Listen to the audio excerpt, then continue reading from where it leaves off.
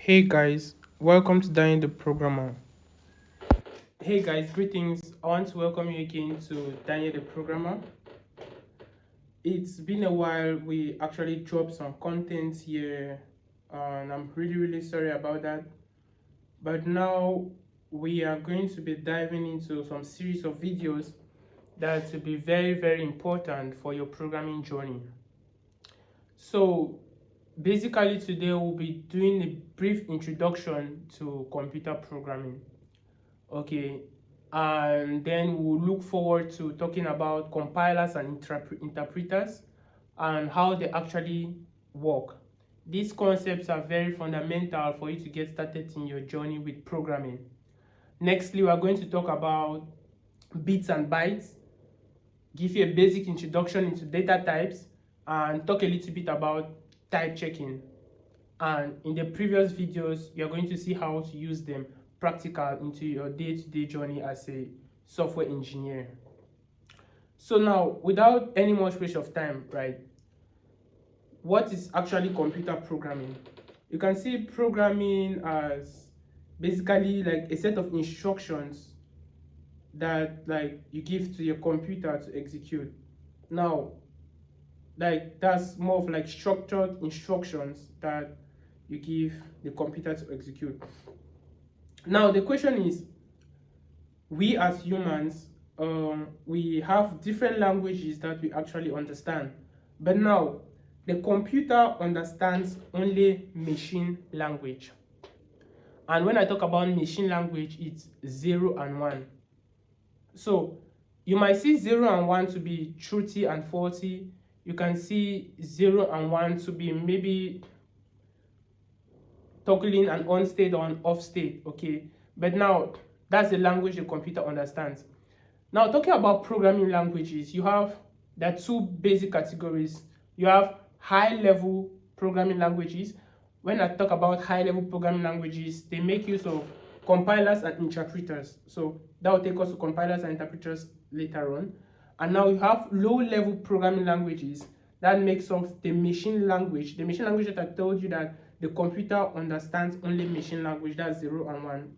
And another type of low level language we have is the assembly language.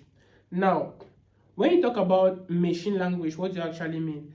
You might see machine language like maybe you have machines and all, but now in summary, a machine language is just a language that can easily be understood by the computer at once. Okay, now when you talk of assembly, right, which is a type of low level language, right, it cannot be translated at once. It needs to be translated by the assembler, which the assembler then now translates it into a machine language.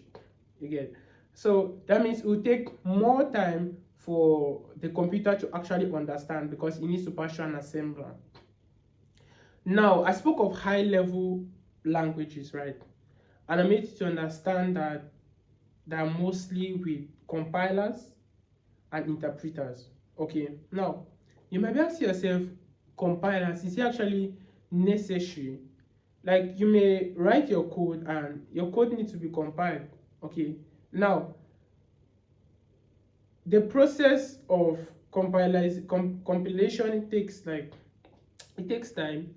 It's step by step, okay, because once you have a whole program, right, the compiler translates like the entire program at once, but now the interpreter translates like one statement of the program at a time. So it is very important for you to know the difference between the compiler and an interpreter. It's very important because you should not dive into development once you don't understand these fundamentals. Now, you may be asking why compiler, why interpreter, right? Compiler is basically faster than interpreter because it executes everything at once, but interpreter will take it one after another, one time after another, which is time consuming. Now you may be wondering what kind of information is being compiled. Now you can take us to what's data, right? Data is power, as they often say, it's power. When you have power, you are you are basically in control of everything. Okay, so now data can be either analog or digital. You may have heard of digital computers and the way it operates, but now you have, when you talk of data, you have analog and digital. Now, information, it's processed data. That takes you now back to data. Now, when you hear of analog, you just think of a continuous wave. Okay, it's better to understand that way. And when you hear of digital data, it's discontinuous, that it moves and stop at a particular point. So it's very, very, very important to understand these fundamentals. Now, nextly, you understand bits, bytes. Now, when you think of bytes is basically used when you're referring to, like, how I put it, let's say a set of data on a computer, while bit is mostly referred to when you're talking about your network speed. You see, you have your internet speed most of the times at the top of your phone. You check the speed of which is mostly made, you can see 200 megabits per second. So that's when we're talking about bits. It's mostly used when you're talking about your network speed. Now, that's the concept of bit and bytes. Okay. Now, another introductory factor I want you to know about is variables. No matter the programming language that you're diving into, variables is very, very important for you to understand. Okay.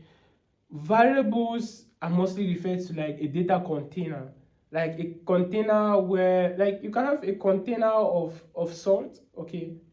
Now, you can remove salt in that particular container anytime you need it or you want to use it. Okay, so that's variable. Just think of it as a data container where you can store information, and anytime you need it, you can call it. Another thing, data types. No matter the program language you're using, data type is very, very important. So when you talk about data type is just basically a set, like an attribute, right, of a value which provides the compiler on what type of operation that can be carried out without actually throwing an error. Now, I explain what's a compiler about. Okay, now data type now refers to the attribute of a particular value which is provided, which gives the compiler the type of operation so actually that can be carried out without actually throwing maybe an error. Okay, now when you're talking about data types, we have several types of data types. Okay, one, you have integer. Okay, integer now can be any number. Just think of any number, 1, 2, 3, 4 and the rest. You have floating point numbers. Floating point can be 0.5, 0.3 and so on and so forth. You have boolean can represent conditionals, it can be 0 and 1, on or off and stuff. You have text or string. It can have like letters, digits, signs, symbols and so on. Next, you have null. Null, it can represent an unknown or maybe something. Okay, now lastly, you have pointers. Pointers helps us to store a memory address or a value. It's very, very important. Take note of pointers. Last thing we'll be looking into this video is type checking. Type checking. One thing about type checking is it involves that ensure that each operations that you carry out on each value, let me say you have a value maybe 2, right? It can, like, each operation you carry on a particular data type, maybe it's an integer or a string or word and so on. You make sure that that each particular data type that you type in your computer, right, is valid. Okay, so if it's not valid, you have a type error. We'll see that practically once we're moving to the next video. Okay, in the upcoming videos. Okay, so now a type error is thrown. A type error is always thrown when you have an invalid operation that is being carried out. Okay, let's take for instance, you have x equals to 5 times in G Daniel. Okay, provided in G Daniel does not have a particular type, okay, it's going to throw you an error. So basically that's what I wanted to us to talk about in this particular video. In the next video, we'll be diving into more exciting things. Please do well to like, comment, share, and subscribe. Stay tuned for more. Bye bye.